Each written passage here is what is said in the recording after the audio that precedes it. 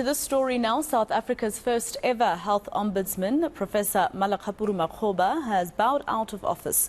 10,861 complaints later, and after 7 years in office, the Health Ombudsman, his term has come to an end. eNCA's Heidi Giokos has more on the story. She was at his press briefing where he was reflecting on his life in Pretoria, and she's now in our Joburg studios. Heidi, we will remember, of course, for example, his reports into life eSetimeni, the death of Shonisani Litole at the Tembisa Hospital when he had COVID, and now also we're battling the cholera outbreak. What is the professor saying about the state of quality healthcare in our country?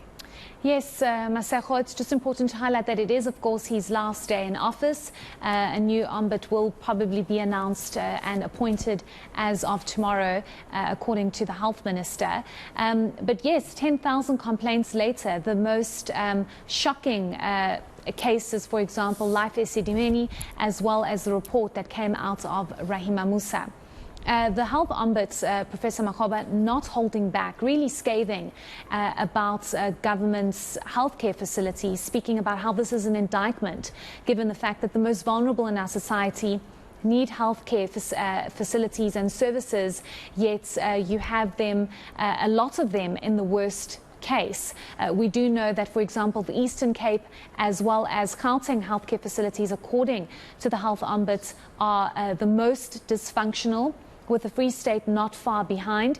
The best performing is, of course, according to the Health Ombud, from his assessment, with the least amount of complaints, is, of course, the Western Cape. So it was interesting to see those dynamics. The Health Ombud speaking about a massive leadership crisis and the fact that if there is no proper CEO leadership at these massive hospitals, you will not have a functional hospital that is running.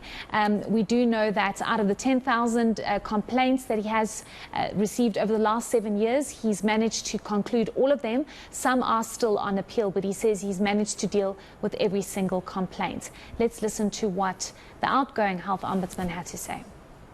As you know, we've got 9 provinces. I visited all of them to explain the role and the function of the office, except Northwest.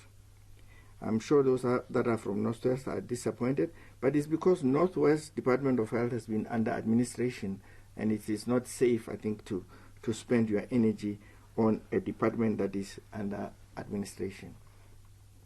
I can say this with certainty that there are 2 provinces in our country that are very dysfunctional when it comes to health and the provision of health services.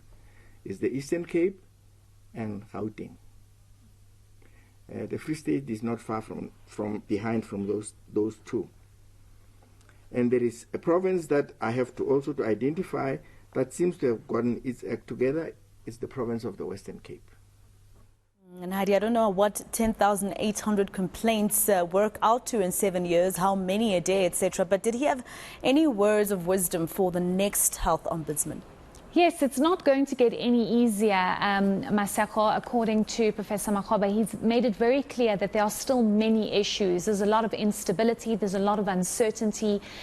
He did also highlight the fact that under, if I can call it, the leadership of Health Minister Dr. Joe Phaahla, there has been no interference. And he says this is critical because often we do find that in many of these entities, there is some sort of political interference. And Professor Makgoba is saying that he has been very fortunate enough not to have any kind of influence and also not to have any kind of pushback because, of course, these investigations are an indictment, especially the outcomes that prove that these healthcare facilities are not fulfilling their purpose and service to the most vulnerable in our society.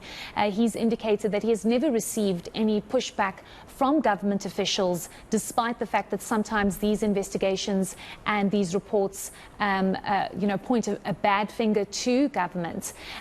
So he's indicated that if there can be further support and even additional funding for the Health Ombudsman's office, they will possibly be able to do some more work in terms of finalizing these investigations, but also possibly getting a bigger team. He's indicated that that often is sometimes a need that does arise. But I think what's worrying, Maseko, and what is possibly going to be a concern moving forward is, for example, this cholera outbreak. We did ask him the question as to whether or not he had received any prior complaints about cholera or any deaths reported, and he has indicated that, especially here in Gauteng, hospitals are not equipped. There is a leadership crisis. There is a lot of dysfunctionality that's happening in our hospitals here in Gauteng, speaking to the fact that that will continue to happen if it is not addressed urgently. All right, Heidi Giokos live for us in Johannesburg. Let's leave it there for now.